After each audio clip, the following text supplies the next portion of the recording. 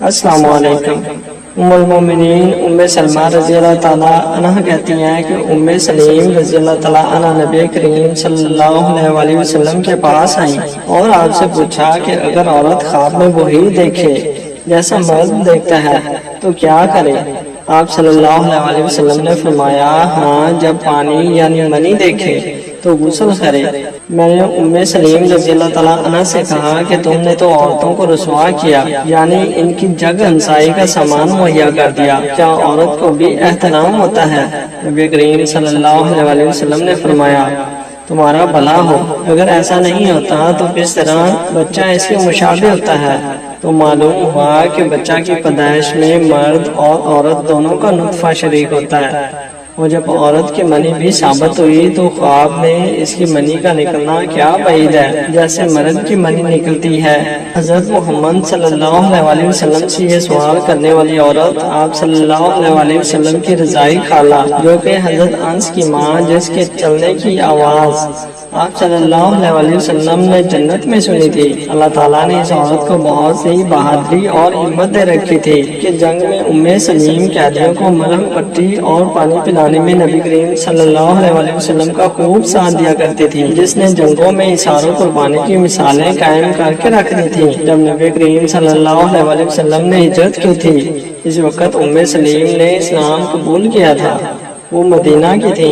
ام سلیم کے شوہر کا نام مالک ابن نضر تھا، جو کسی کاروبار کے سلسلے میں کسی دوسرے شہر گیا ہوا تھا۔ جب شوہر گھر آیا تو ام سلیم نے اپنے خاوند سے کہا کہ میں مسلمان ہو گئی ہوں، تم بھی کلمہ پڑھ کر مسلمان ہو جاؤ۔ لیکن اس کے خاوند نے کہا کہ تم نے اپنا مذہب چھوڑ دیا، تم بد دین ہو گئی۔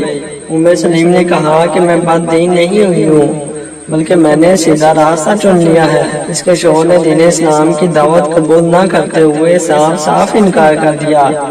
اس دن کے بعد وہ اپنی بیوی پر سختی کرنے لگ گیا۔ ایک دن شوہر گھر میں داخل ہوا تو اس نے دیکھا کہ ماں اپنے بیٹے انس کو کہہ رہی ہے کہ تم اسلام قبول کر کے نبی کریم صلی اللہ علیہ وسلم کی صحبت میں آ جاؤ۔ بیوی کی باتیں سن کر شوہر نے کہا کہ تم میرے بیٹے کو بھی خراب کرنے کا سوچ رہی ہو۔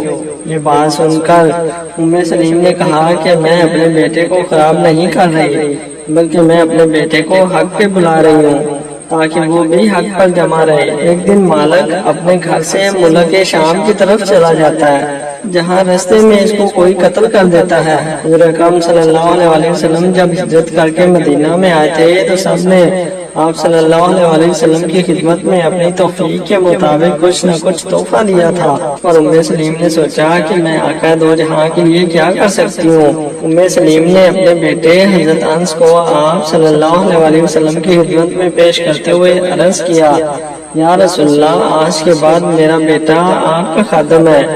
اس طرح ام سلیم نے اپنا بیٹا آپ کی خدمت میں وقف کر دیا۔ اس بات کے بارے میں حضرت انس خود فرماتے ہیں کہ میں نے حضور اکرم صلی اللہ علیہ وسلم کی خدمت میں 10 سال بسر کیے۔ ان 10 سالوں میں نبی کریم نے مجھے کبھی بھی نہیں ڈانٹا۔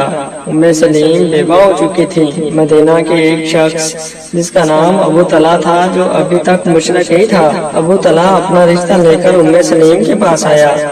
جب اس نے ام سلیم سے شادی کی بات شروع کی تو ام سلیم نے کہا کہ ابو طلحہ، آپ جیسے بڑے سردار کو شادی سے انکار نہیں کیا جا سکتا، بلکہ اصل بات یہ ہے کہ تم کافر ہو اور میں مسلمان ہوں، تم کلمہ پڑھ کر مسلمان ہو جاؤ، میں آپ سے شادی کرنے کے لیے تیار ہوں۔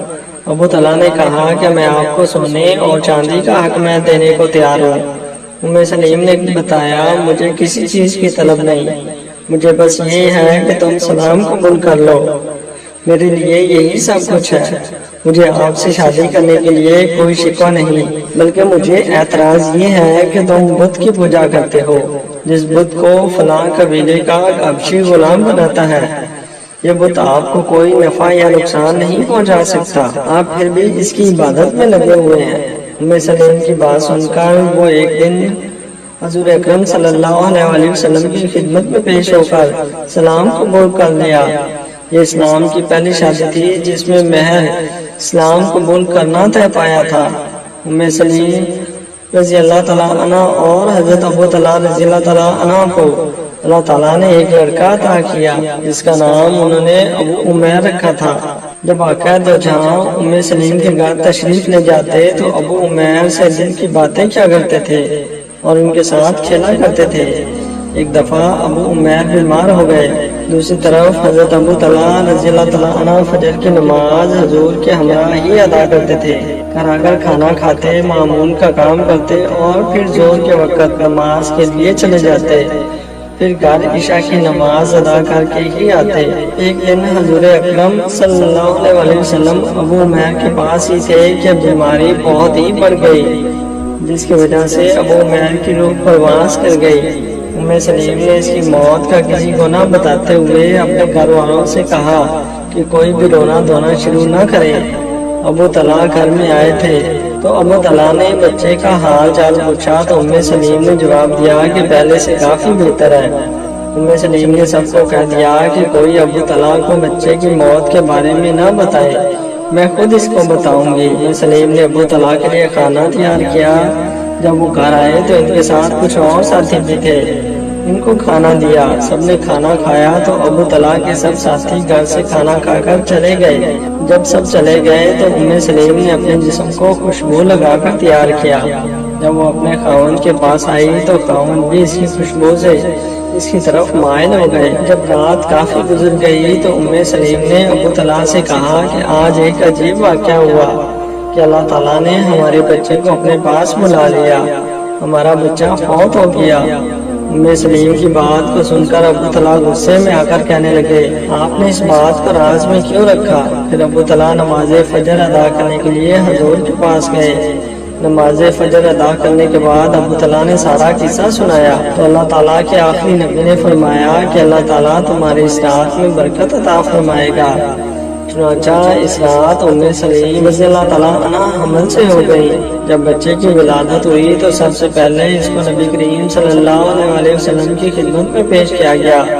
جب بچے کو آپ کے سامنے پیش کیا گیا تو آپ نے بچے سے پیار کیا اور اس کا نام عبداللہ رکھا۔